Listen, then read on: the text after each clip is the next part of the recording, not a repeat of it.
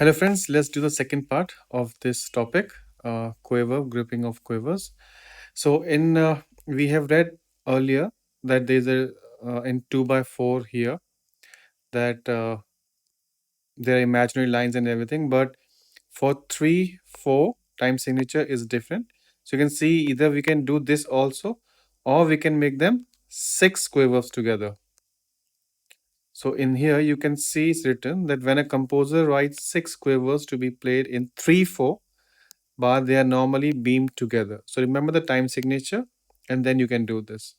So let's do the exercise. So fill in the colored boxes with correctly beamed quavers to complete the bars. So in 3/4, they have given 1 quiver.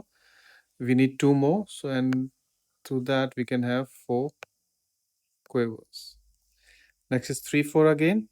So they have given 1. So we'll write here 4/8 notes. 3/4. Let's make these 2 here. Then we have second quiver. Then third one with 2 quavers. Half note, then we need only 2 quiver here to make it a crochet. Here we can write all 6 together.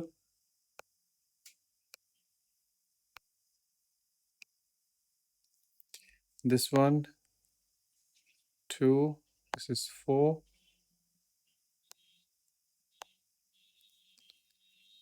Again here, again 4. And there's a half note, so with that we need 2 only. Again 6 here.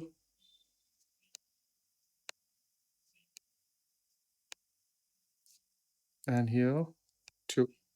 They complete as a quarter note. Okay, so here we finish this topic. I will see you in the next topic. Till then, thank you.